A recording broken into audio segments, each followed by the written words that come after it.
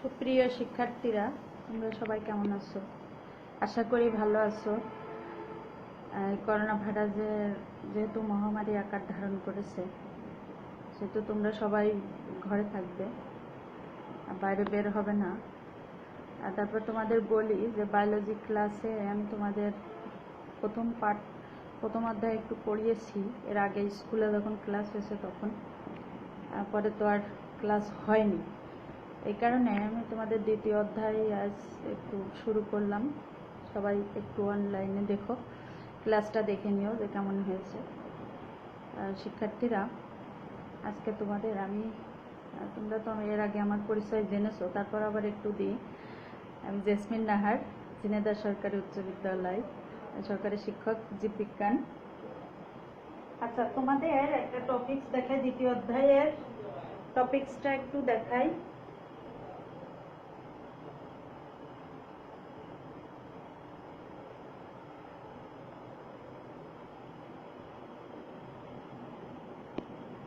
তোমাদের একটু টপিকসটা দেখাই। সেটা হলো, দেখা যাচ্ছে একটা অনেকগুলো পাতা সহ, পিটক সহ একটা গাছ, আর একটা হচ্ছে একটা রঙিন ফুল সহ একটা গাছ, তাই না?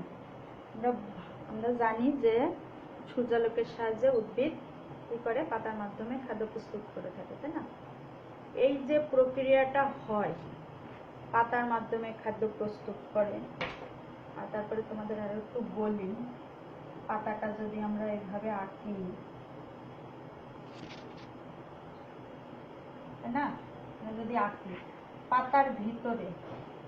পাতার ভিতরে ক্লোরোফিল থাকে।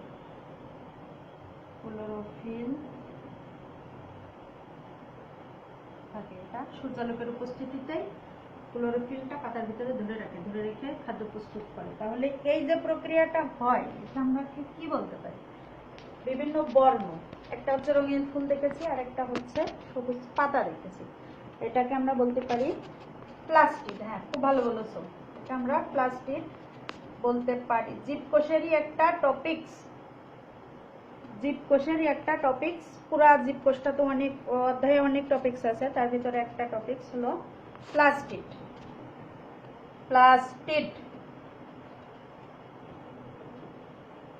টপিকসটা হলো প্লাস্টিড। আচ্ছা, তাহলে প্লাস্টিড কাকে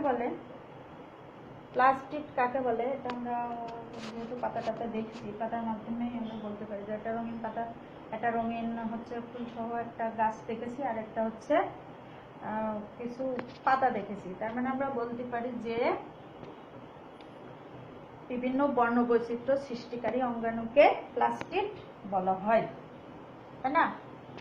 এটা আবার একটু, এগুলো তো প্লাস্টিড তো খাদ্য প্রস্তুত করে, তাই না? তাহলে খাদ্য প্রস্তুত, খাদ্য সঞ্চয়,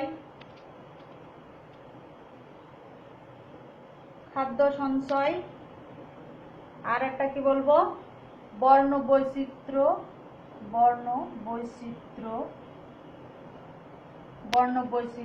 সৃষ্টিকারী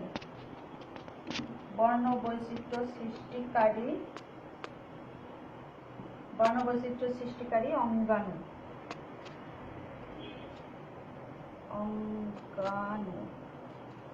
বর্ণবৈচিত্র্য সৃষ্টিকারী অঙ্গাণু হলো প্লাস্টিড, তাই না? বইতে হয়তো এত সুন্দর করে নেই, তারপর আমি তোমাদের এটা লিখে দিলাম। এটা একটু সবাই লিখে নাও। হ্যাঁ, আচ্ছা, লিখেছো সবাই? আচ্ছা, খুব ভালো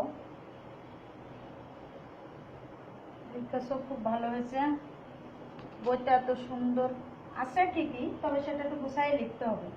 আচ্ছা, প্লাস্টিড, এবার আমরা বলি প্লাস্টিড কয় ধরনের? প্লাস্টিড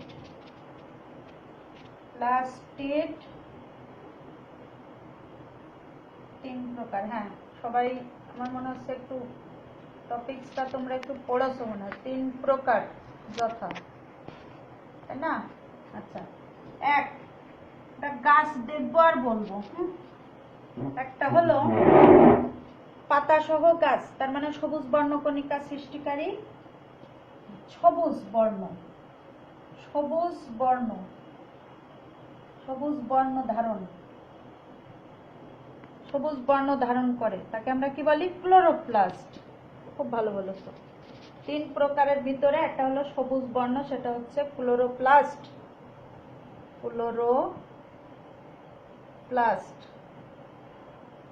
তাই না?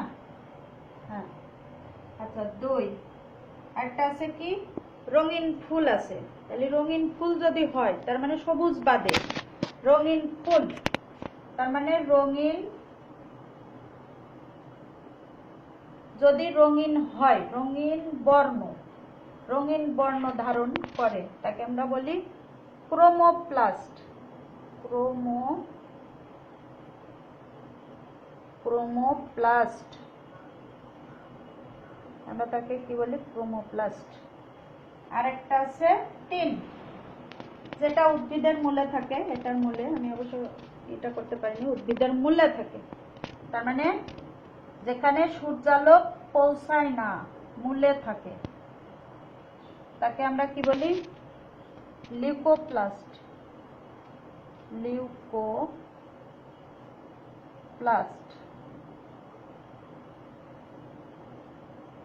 আমরা 3টাই দেখলাম, তাই না? সবুজ বর্ণ ধারণ করে তাকে বলে ক্লোরোপ্লাস্ট, রঙিন বর্ণ ধারণকারী আমরা বলি ক্রোমোপ্লাস্ট, আর যেটা উদ্ভিদের মূলে থাকে, যেখানে সূর্যালোক পৌঁছায় না, সেটাকে কি বলা হয়? লিউকোপ্লাস্ট।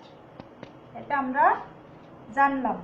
এই অধ্যায়ে আমরা প্রকারভেদগুলো জানলাম এবং এর কাকে বলে সেটাও আমরা জানলাম। সবাই একটু লিখে নাও। আচ্ছা, এটা আমরা জানলাম। এখন আমরা যেটা করব সেটা হলো ক্লোরোপ্লাস্ট নিয়ে আলোচনা করব, তাই না? সবুজ বর্ণ ধারণ করে, রঙিন বর্ণ ধারণ করে, আর মূলে থাকে লিউকোপ্লাস্ট। আমরা 3টা সম্পর্কে জানলাম।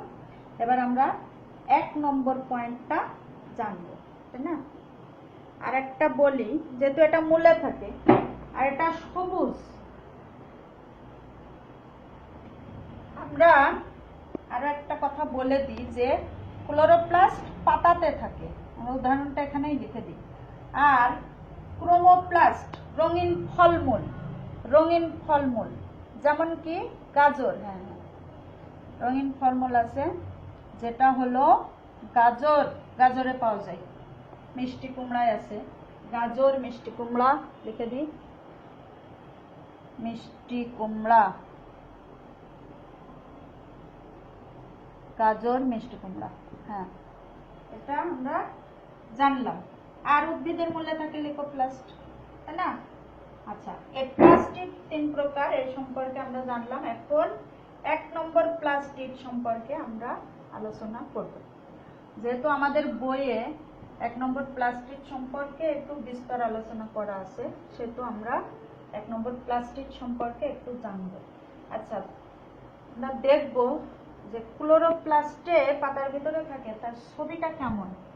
সবাই খাতায় একটু ছবিটা লেখো, ঠিক আছে? ছবিটা আঁকো সবাই আমার সাথে সাথে, ঠিক আছে? আমার সাথে সাথে একটু ছবিটা আঁকার প্র্যাকটিস করো। হ্যাঁ, আমরা এভাবে ছবিটা একটু এঁকে বিভিন্ন অংশ সম্পর্কে জানবো। ব্যাস, ছবিটা আমরা আঁকলাম, তাই না?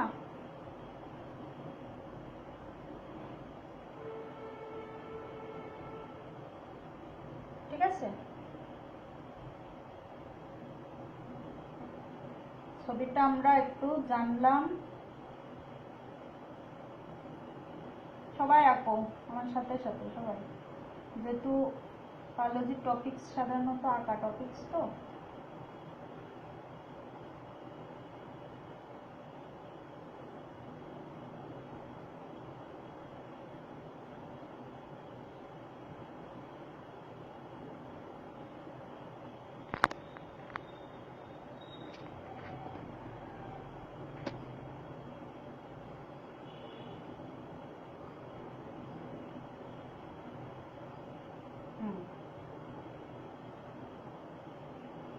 সবাইকে আঁকছো? সবাই আঁকো।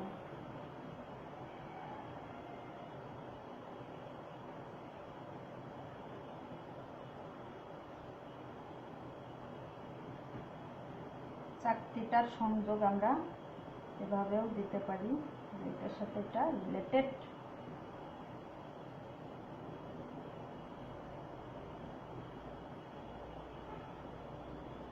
ঠিক আছে, এটা হলো ক্লোরোপ্লাস্ট। বইয়ে আরো সুন্দর আছে, তোমরা একটু দেখো। আমি তোমাদের একটা ধারণা দিলাম আর কি। আমরা ছবিটা একটু আন্ডারলাইন করব। ঠিক আছে, ছবিটা একটু আন্ডারলাইন করি। এটাকে আমরা কি বলি? বহিঃস্তর, যেহেতু বাইরের স্তর। ঠিক আছে, এটা হচ্ছে অন্তঃস্তর, অন্তঃস্তর। আর এটাকে আমরা বলি গ্রানা, গ্রানা। আর এইগুলাকে আমরা বলবো, এটাকে আমরা স্ট্রোমাও বলে থাকি, স্ট্রোমা। আর এই যে গ্রানাটা দিলাম, এটা গ্রানা, আবার এক বচনে গ্রানা। আর আমরা বহু বচনে কি বলবো? Granum, granum. তারপরে ওর সাথে যেহেতু নালীর মতো আকার ধারণ করেছে, এর নাম আমরা ল্যামেলাম বলবো। স্ট্রোমা, তাই না? স্ট্রোমার সাথে যে নলের আকৃতি, সেটাকে আমরা বলবো স্ট্রোমা ল্যামেলাম, স্ট্রোমা ল্যামেলাম। একটা কথা বলি যে এই স্ট্রোমা, এটা কিন্তু পাতার ভিতরেই থাকে। ঠিক আছে, পাতা আমরা যা এর আগে একটা পাতা এঁকেছি, তাই না? এই পাতা এঁকেছি, এই পাতার ভিতরে কিন্তু স্ট্রোমা থাকে। যার কারণে আমরা ক্লোরোপ্লাস্ট যেহেতু সবুজ বর্ণের পাতায় থাকে, সেহেতু আমরা কি করেছি? পাতাটাতে স্ট্রোমা থাকে, সেই স্ট্রোমাটাই কিন্তু এই স্ট্রোমা ল্যামেলাম। আর গ্রানাও থাকে এতে, যেহেতু স্ট্রোমা একটা শব্দ, এটা বুঝতে পারবে না বলে আমি তোমাদের একটু এটা দেখা দিলাম। আচ্ছা, আর এর ভিতরে যে স্বচ্ছ তরল পদার্থ থাকে, পানি জাতীয়, এটাকে বলা হয় ম্যাট্রিক্স, ম্যাট্রিক্স, তাই না? এখন আমরা যেহেতু এটা আন্ডারলাইন করে এটা সম্পর্কে জানলাম, এবার আমরা এটা গঠন করব। গঠন সম্পর্কে বিস্তারিত আলোচনা। আচ্ছা, আমরা তো জানি যে সবুজ বর্ণকণিকা ধারণকারীকে বলা হয় ক্লোরোপ্লাস্ট। ছবিটা একটু চিত্র ক্লোরোপ্লাস্ট, ক্লোরোপ্লাস্ট, তাই না? আচ্ছা, কি বলবো? এটি দ্বিস্তর, এটি দ্বিস্তর বিশিষ্ট, দ্বিস্তর বিশিষ্ট, তাই না? দ্বিস্তর বিশিষ্ট। দুই, যেহেতু এটা মোটা স্তরের ভিতরে থাকে, সেহেতু আমরা এটাকে বলবো লিপিড, লিপিড ও প্রোটিন দ্বারা গঠিত, লিপিড ও প্রোটিন, প্রোটিন দ্বারা, লিপিড ও প্রোটিন দ্বারা গঠিত। তিন, এই যে আমরা গ্রানা দিচ্ছি 1 2 3 4, তাই না? তাহলে আমরা বলবো এরকমও থাকতে পারে, 4টাও থাকতে পারে, কোনোটাতে অনেকগুলো বেশিও থাকতে পারে। এটা আমরা যেহেতু অনুবীক্ষণ যন্ত্রে দেখি, সেটা আমরা ওইভাবে বুঝতে পারি না। তবে এর একটা লিমিট আছে যে গ্রানাতে, প্রতিটি গ্রানাতে, প্রতিটি গ্রানাতে, প্রতিটি গ্রানাতে 5 থেকে 25টি, 5 থেকে 25টি লিখে নাও স্টুডেন্টরা, লিখে নাও, 5 থেকে 25টি গ্রানাম চাকতি বিদ্যমান, গ্রানাম চাকতি, গ্রানাম চাকতি বিদ্যমান। এটা কিন্তু আমরা বইতে না পেলেও এটা আমরা সম্পর্কে জানবো, হ্যাঁ? কারণ এই রেটটা আমাদের জেনে ছবিটা সম্পর্কে ভালো করে জানতে হবে। ছবিটা এইটা যদি আমরা জানতে পারি, গঠনটা ভালো করে জানতে পারি, তাহলে আমাদের এই টপিকসটা পড়তে সুবিধা হবে। শিক্ষার্থীরা লিখছো? আচ্ছা, গ্রাম 4টি বিদ্যমান। আর এই দ্বিস্তর বিশিষ্ট এর ভিতরে আমরা লিখতে পারি যে এর ভিতরে ঝিল্লি দ্বারা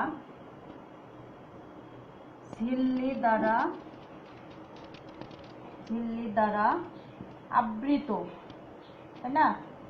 ঝিল্লি দ্বারা আবৃত, কারণ পুরাটা তো ঝিল্লি দ্বিস্তর, একটা হচ্ছে অন্তঃস্তর, একটা বহিঃস্তর, তাই না? ঝিল্লি দ্বারা আবৃত পানিগ্রাহী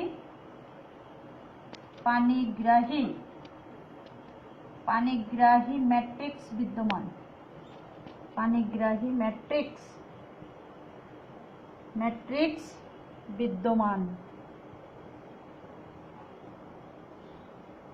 ঠিক আছে, ঝিল্লি দ্বারা আবৃত পানিগ্রাহী ম্যাট্রিক্স বিদ্যমান, তাই না?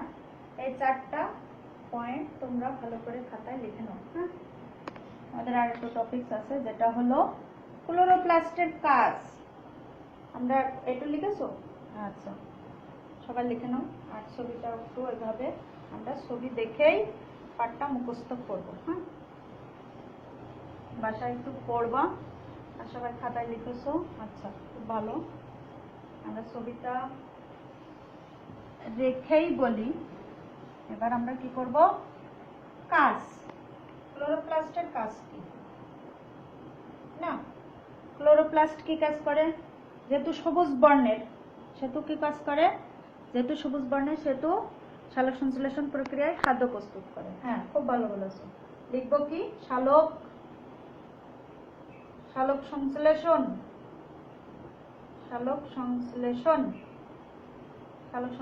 প্রক্রিয়ায় খাদ্য প্রস্তুত করে। সালোক সংশ্লেষণ প্রক্রিয়ায় খাদ্য প্রস্তুত করে। যেহেতু সবুজ সেহেতু সূর্যালোকের উপস্থিতিতে সালোক সংশ্লেষণ প্রক্রিয়ায় খাদ্য প্রস্তুত করে থাকে, তাই না? আচ্ছা, সবাই দেখলে, তাই না? আচ্ছা, এবার আমরা কি করব? যে